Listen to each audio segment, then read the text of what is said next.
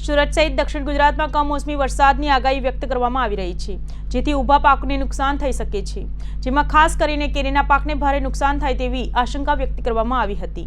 આંબા પર હાલ કેરીઓ આવી ગઈ હોવાથી વરસાદમાં ખરી પડે તેમ છે, ત્યારે ચિંતિત ખેડૂતો સરકાર પાસે કેરીના પાકને લઈને મદદની આશા લગાવી રહ્યા છે। કેરીના રશિયાઓ માટે માઠા સમાચાર સામે આવ્યા છે। સાયક્લોનિક સર્ક્યુલેશન સક્રિય બન્યું છે, જેથી આગામી 2 દિવસ દક્ષિણ ગુજરાતમાં કમોસમી વરસાદની આગાહી વ્યક્ત કરવામાં આવી છે। કેરીના પાકને નુકસાન થવાની સંભાવના વ્યક્ત કરવામાં આવી રહી છે। વલસાડ, નવસારી, સુરત, ભરૂચમાં હળવાથી ભારે ઝાપટા પડવાની આગાહી વ્યક્ત કરવામાં આવી રહી છે। વરસાદ પડવાની સંભાવનાને જોતા કેરીના પાકને મોટા પાયે નુકસાન થશે। વાતાવરણ અને વરસાદને કારણે કેરીમાં સડો પડી જવાની શક્યતા છે।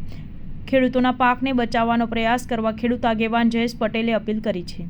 કમોસમી વરસાદની આગાહીને કારણે ખાસ કરીને દક્ષિણ ગુજરાતના કેરી પકવતા ખેડૂતોમાં ચિંતા પેસી છે।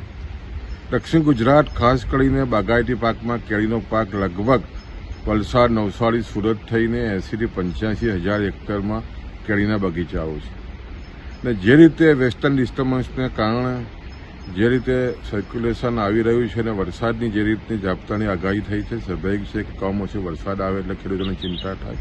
અને હાલમાં જે રીતે કેરીનો પાકના મરવાઓ તૈયાર છે, ને ખાસ કરીને આ વર્ષે સતત 2 માવઠા થવાને કારણે તમે જો તો માર્ચ મહિનામાં પણ જે રીતે માવઠું થયું એને કારણે જે મોર આવ્યા પછી જે ખાસ કરીને મરવાનું જે સેટિંગ થવું જોઈએ ન થવાને કારણે આજે પણ દક્ષિણ ગુજરાતમાં માંડ 30 થી 35% પાક કેરીનો છે। અને એવા સમયે ફરી પાછું જ્યારે માવઠાની આગાહી થઈ રહી છે ત્યારે ખેડૂતોમાં ભારે ચિંતા છે, અને ખાસ કરીને આ જો માવઠું ભારે વરસાદ જો થઈ શકે તો સ્વાભાવિક છે કેરીના પાકને મોટું નુકસાન થઈ શકે, એટલે ખેડૂતોમાં ભારે ચિંતા છે। અને આને કારણે આવનાર દિવસોમાં કેરીનો પાક ઓછો ઉતરે એવું ખેડૂતોનું અનુમાન છે।